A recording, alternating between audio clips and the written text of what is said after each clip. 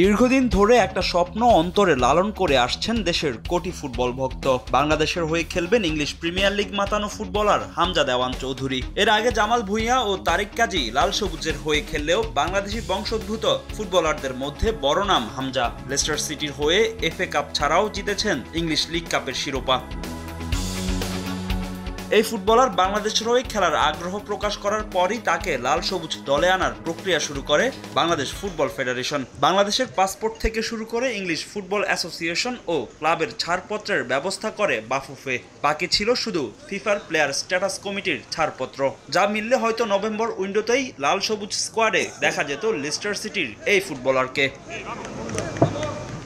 তবে নতুন খবর, হামজা চৌধুরীকে ছাড়পত্র দিতে আপত্তি জানিয়ে বাফুফেকে চিঠি দিয়েছে ফুটবলের নিয়ন্ত্রক সংস্থা ফিফা।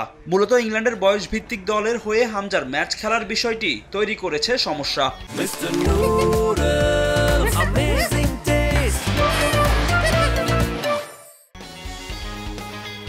2018-19 সালে ইংল্যান্ডের অনূর্ধ্ব 21 দলের হয়ে 7টি ম্যাচ খেলেছিলেন হামজা।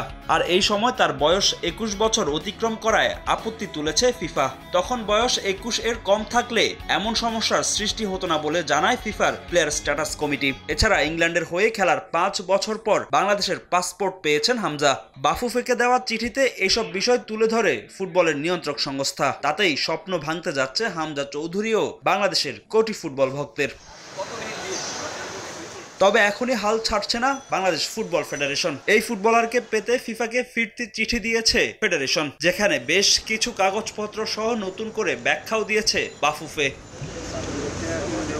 এদিকে আগামী বছর এএফসি এশিয়ান কাপ বাছাই খেলবে বাংলাদেশ। তার আগে নিজেদের শক্তি বাড়াতে হামজা চৌধুরীকে দলে পেতে চায় লাল সবুজরা। ফাহিম ইসলাম, সময় সংবাদ।